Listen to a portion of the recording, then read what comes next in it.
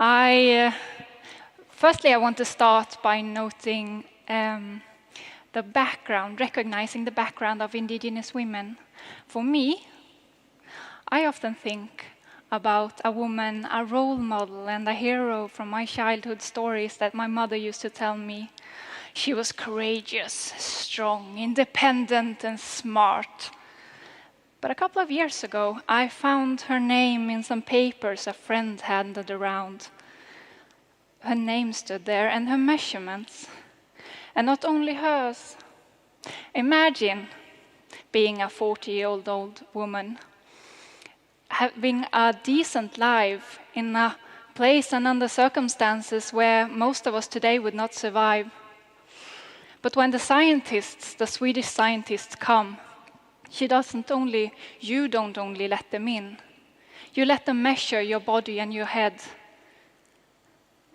They are only there to prove that you are a race, a lower standing race than the others, the majority society, that the Samis are genetically prone to be stupid and lazy, some kind of subhuman species. You let them in. And in a culture where nudity is not something you take easily upon, you undress and you let them take your photo.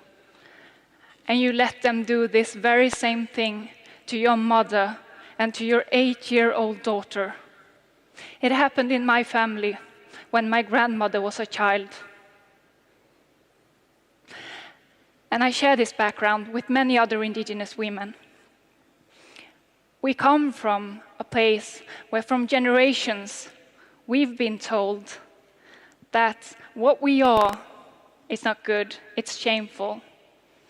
That the government has tried to take our lands, our lives, our languages, our traditional knowledge, our dignity and self-respect. So this has taken many generations for some, and less for others, to reach that point where you can start demanding your rights. But we're standing here today, I'm standing here. Imagine from that point to here. Imagine what she must have felt. Imagine what it would take for you to reach that point where you would let them in. And then you say, well, the Samis are too primitive, the Samis does not exist, the Samis do not have the right to equality. Well, we do. It's key.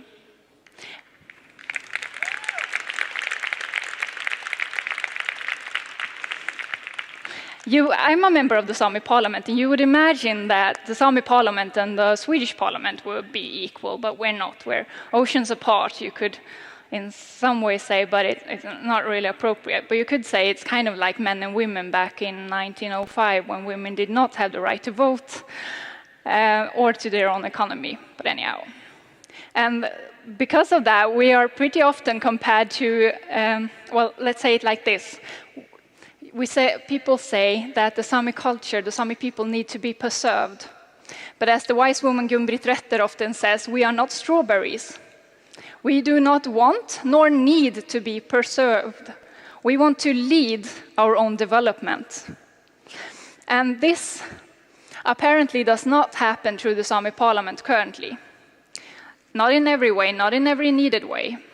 So I, for once, stepped out of my role as a politician last spring and into a pair of skis. And I skied to the North Pole together with Greenpeace in an expedition supported by 5 million people. It was pretty cool.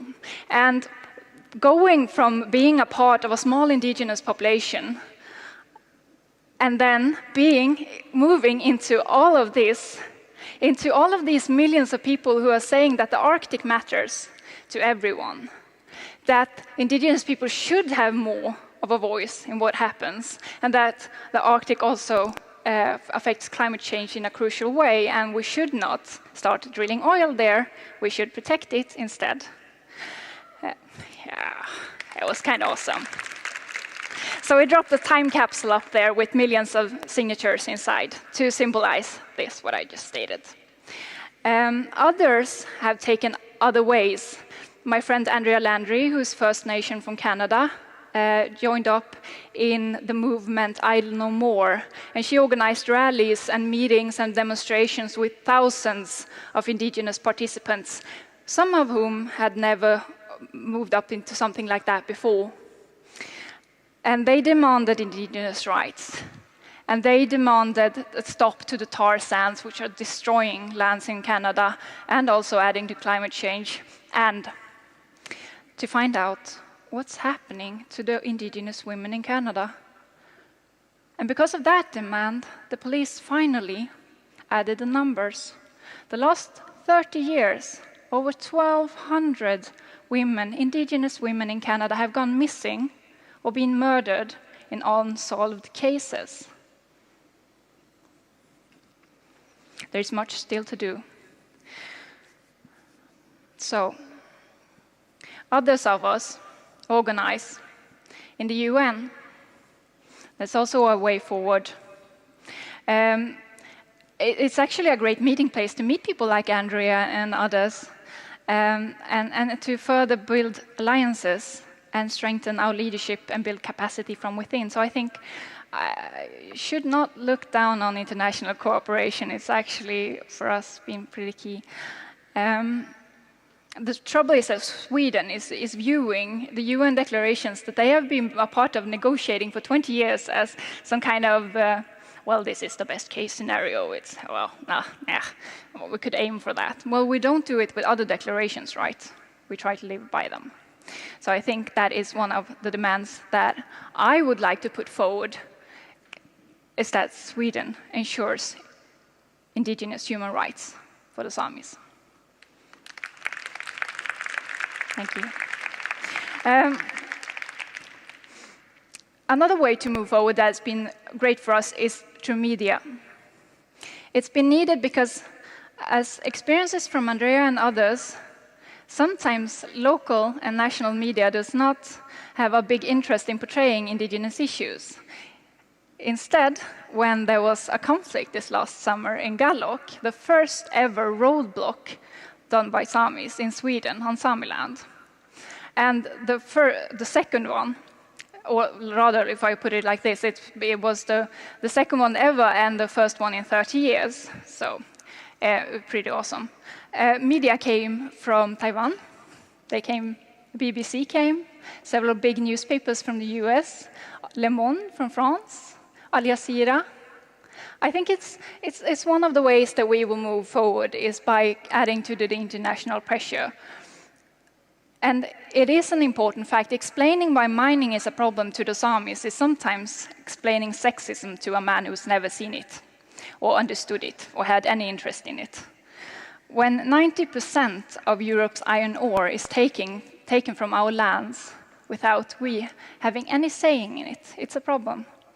When over 500 new exploration permits are given on our lands without us as a people having anything to say about it, it's a problem. When we are losing the very last that we have because someone thinks that mining might be a good idea, it's a very big problem. We need to have a voice in that. And it's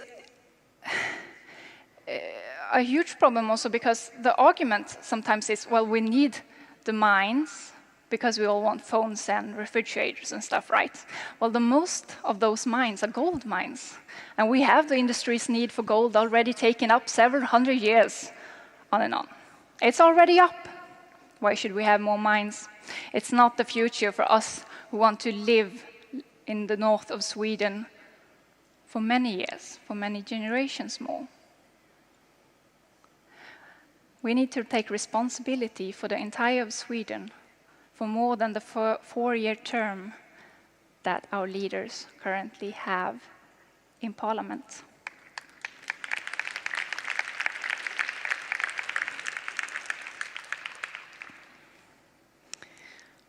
So,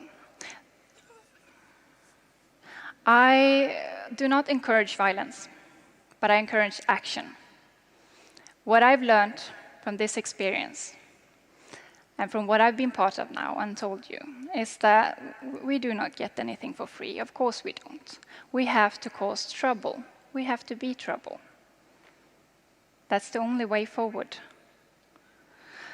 And I think that we all can join up in that. We can support each other. We can connect as expected or unexpected allies And I think that the struggle is the same, even if it's on a frozen ocean at the North Pole, or a dirt road somewhere because of a mine, or behind a desk. When we dropped the time capsule at the North Pole, was a text around it. It was a quote by Vandana Shiva that read, "A new world is not only possible.